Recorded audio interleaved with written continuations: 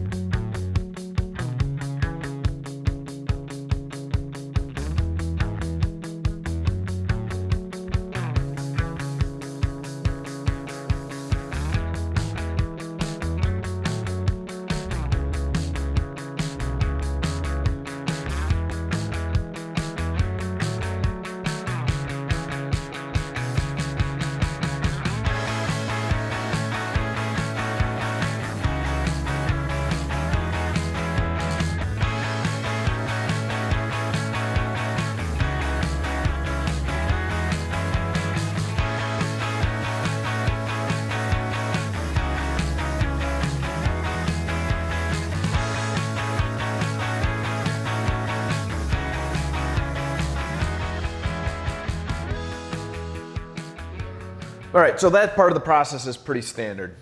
Measure the diameter of the journal and measure the ID of your rod. That gives you your oil clearance. For this particular motor, they recommend 1 to 2 thousandths. I'm gonna shoot for 1.5, and I'm pretty decent all the way around on that. Now I'm gonna move on to doing the same thing relative to the engine block. So we need to measure, or we need to put our bearings in and measure this ID. Now, same standard practice as I always use, other than it's a little more cumbersome. Instead of having individual caps, well, I got one great big cap. So to me, that's a little bit of a pain, but it should be fairly simple because I can still come in here and reach everything. I can see my gauge. Should be doable.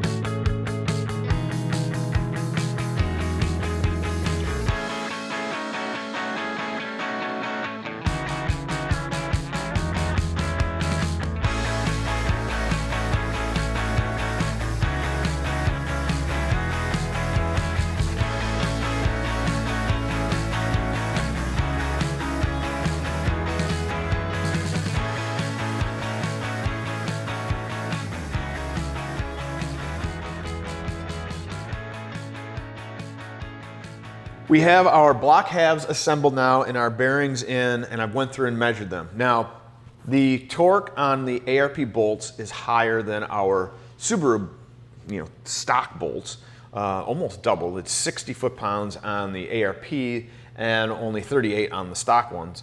So we're clamping everything a little tighter, and the reason for that is it'll actually hold the crankshaft in a little bit better. Now, some of the concern though with higher torque is it also may distort the case and give you the need to align hone that bore.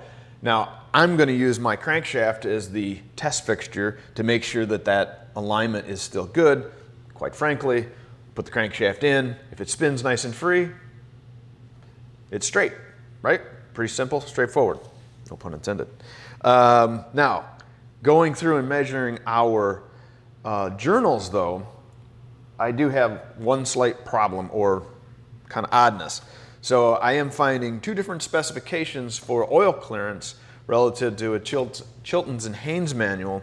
They both call out a much larger oil clearance allowance than what this Era spec is. And the Era spec actually also has it specific to each journal.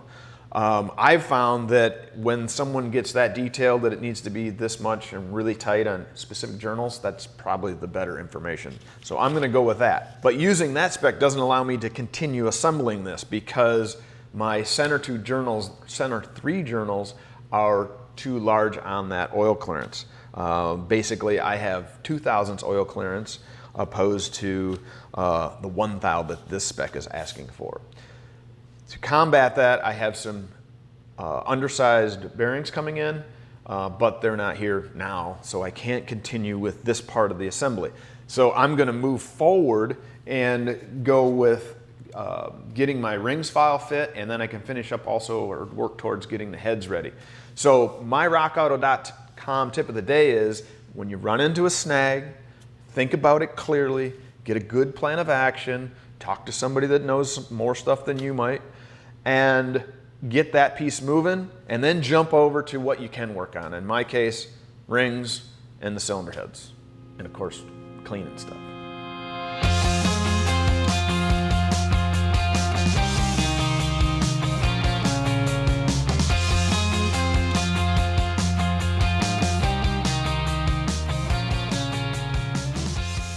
All right, so our process for fitting rings is simply take the ring, put it into the bore, use some sort of something. You could use a piston and just do this, but the idea is you want to make sure that ring is square to the bore. So you don't want it sitting like this because it's going to give you a false number. I happen to have this little tool that sets it square to the top. Come in and then measure with a feeler gauge, measure your ring gap. Now, for this setup in the rings recommendations, we're going to have 11 thousandths ring gap on the bottom, or the second ring, and then the top ring will be 15 thousandths. Now, this is one of those things where tight is not good, too loose is not good. So we're going to shoot for 11. If it's 12, it's not the end of the world, but we'll try to make them as consistent as possible.